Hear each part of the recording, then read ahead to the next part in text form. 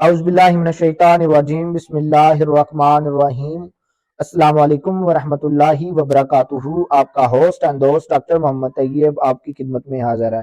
آج ہم بات کریں گے پستان کی انفیکشن، برسٹ انفیکشن۔ اس سے پہلے آپ سے ریکویسٹ ہے، ڈاکٹر محمد طیب یوٹیوب چینل کو سبسکرائب کریں، بیل آئیکن کو کلک کریں۔ Bundle of thanks.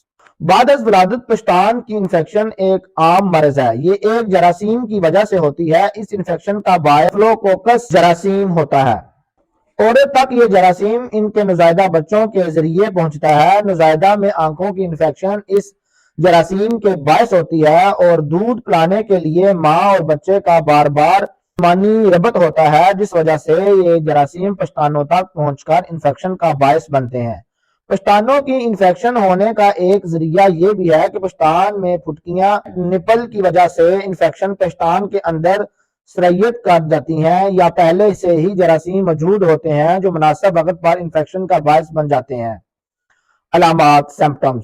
ولادت کے بعد ایک خاص وقت پروپریم کے دوران کسی بھی وقت ہو سکتی ہے، ممکن عام طور پر ولادت کے بعد ایک ہفتے کے دوران ہو جاتی ہے۔ اس کی وجہ سے بخار ہو جاتا ہے، پشتان سوج جاتی ہیں، پشتان میں درد ہوتا ہے اور نبض کی رفتار بڑھ جاتی ہے۔ پشتانوں کو سہارا دینے کے لیے بریزر پہننا چاہیے۔ اگر انفیکشن کم ہو بچے کو دودھ پلائیں، اگر زیادہ ہو تو دودھ پلانا بند کر دیں۔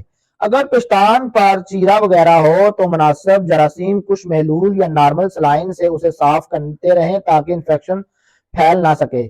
اگر دودھ نہ پلایا جائے یا زیادہ ہو تو بریسٹ پمپ کی مدد سے دودھ نکالتے رہیں۔ پشتانوں کو نیم گرم پانی سے ٹکور کی جا سکتی ہے۔ میڈیسن میں ایلوپیتھک میں درد روکنے کے لیے استعمال ہونے والی ڈکلوران گولیاں، ڈایاجیزک گولیاں، اور اس میں بروفن گولیاں اور پروکس گولیاں، نیوسٹان گولیاں شامل ہیں۔ سٹ گولیاں، پروکسن گولیاں اور روکسی کیم گولیاں ہم ان کو دے سکتے ہیں درد روکنے کے لیے۔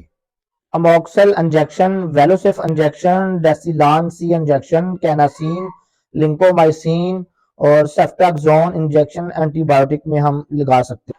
فیرس فاس، برائیونیا، کونیم 30 اور بیلاڈونا 30، کلکیریا فلور 30۔ فیر 50 گرام، یونانی میں 10 گرام، سنا 10 گرام، اوریند خطائی 30 گرام، اسکورا صفوف 1 گرام، دن میں 3 مرتبہ دے سکتے ہیں۔